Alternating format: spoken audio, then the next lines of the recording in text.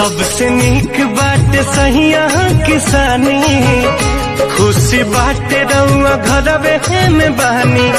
मारो कमैला के जी बहरा में गईला के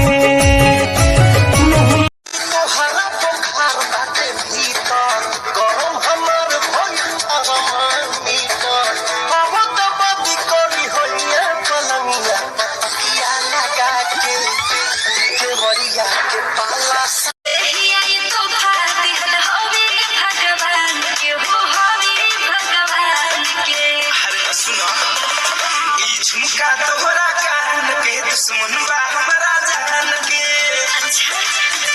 अरे हाँ तू तो बाहरा से आवेला चुन्हाई के, रोज तोड़ देला हमारा उन्हाई के।